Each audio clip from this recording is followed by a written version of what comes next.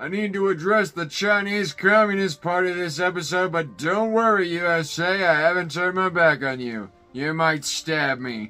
And if you're lucky, you just might be able to follow along. Don't get lazy and expect graphics. You can put them there yourself when you subscribe to the Patreon.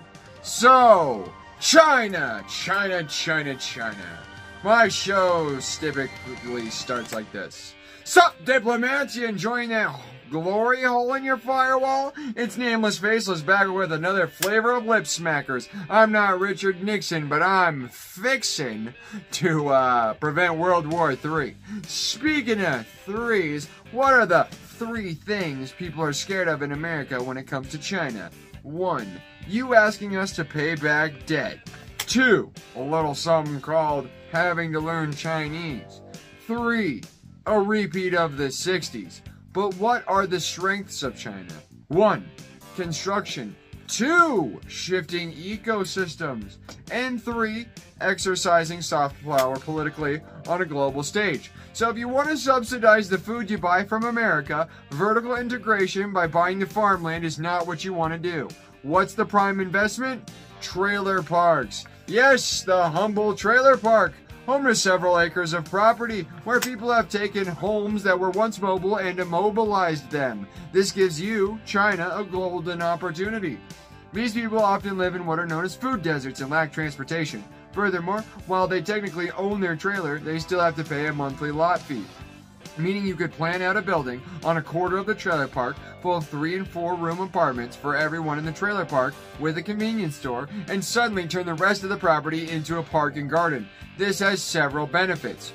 1 is that there is less asphalt overall and therefore lower ambient temperatures. Furthermore, if people use the space to grow food for the building, your food is cheaper. Thirdly, now they have equity, so they're less likely to overdose in a fit of despair. But they are still paying you money, and you don't have to worry about the United States being all weird about data.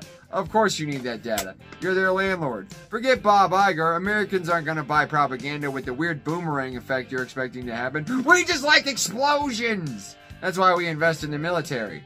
Things go boom. Forget TikTok. These kids aren't making money and Americans don't have disposable income anymore. But they do need to pay rent, and you could basically take over entire neighborhoods overnight without changing anything politically, and your state-owned company can participate in the oldest capitalist trick in the book, being a landlord. The thing is, Americans will love you for this if it isn't gentrification. You could lock in those rates for the people already living there and greatly improve their living condition. You could not buy better propaganda. All for the cost of 1 building and leveling 100 or so more. Because that's the thing. Some trailer parks have 300 or 400 families living in them. That's 1 building. You only have to build 1 building, and those people are suddenly worshiping you because you made the place they live beautiful. Nobody likes the trailer park, but they do love sipping a brew on the rooftop, looking down at the volleyball courts and pool, while the lush greenery grows all around. Plus, concrete walls and soundproof sheetrock is going to do a lot more for quiet environment than cars driving past your paper-thin trailer at all hours of the night. An alternative to high-density metropolises and suburban sprawl. High-density sprawl, 1 trailer park at a time. Cheaper food for China and America, and you don't have to worry about growing it. The Mexicans will handle that. Hell, dude, speaking of people my government fucks over, maybe hit up the Native American reservations and ask if they need anything. If they can get resource extraction on lock, maybe they can buy some Milwaukee back, as it is Algonquin for the good land. Either way, you want to screw over those bully billionaires and hoity-toity banks?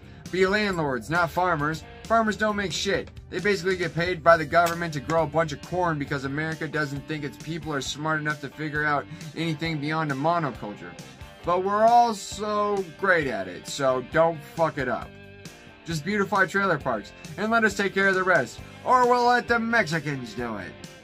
I'd throw this idea out to American investors, but by the looks of the townhouses I see everywhere, their steady diet of lead paint sure has done a number on the American land developer. So this one is a freebie to you, China. While I'm at it, how are you feeling about open-air prison Britain?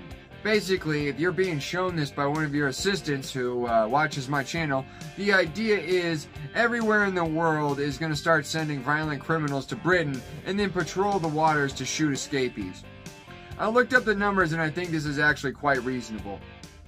The United States has the highest prison population in the world, and that's still only 2 million people. We're a nation of 323 million. That's less than 1% of our population, and that includes non-violent offenders. If the world of 8 billion people just started sending their rapists, murderers, and pedophiles to Britain, that would be like 70 million people tops, and that's pretty much what's there already, so clearly there's room for them all.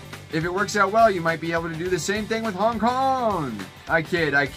However, I've been thinking a lot about Ireland and Irish independence. I wish I could say they would be able to leave once open-air prison UK is in effect. I don't though.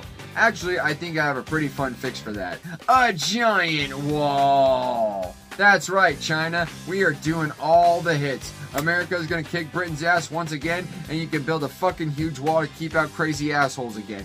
And with the wall between Ireland and England, they could shoot on sight in the demilitarized zone while giving prisoners supplies. If someone amends their ways, I guess the Irish could let them in, but they don't have to. Now that's what I call soft political power, and you have a giant advertisement to the world because each defense organization has its own patrol boat circling the UK and driving right past the wall.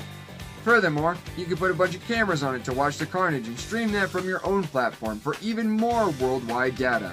How does that sound? Open air prison Britain is pretty awesome, isn't it? And great revenge for all the bullshit Britain did to you over the past couple of centuries. Fitting in, isn't it? But if that's not really your speed, I still say buying trailer parks is a better way of subsidizing your food than buying farms in America. Just a thought. I also think Americans ought to elect Hanson and Hanson for President 2024, but this is the art of the deal. You always gotta overreach. I'm not ready to drop the Hanson ticket yet, but you put me up in a nice apartment, I might vote yes on a judge or two. You to doubt.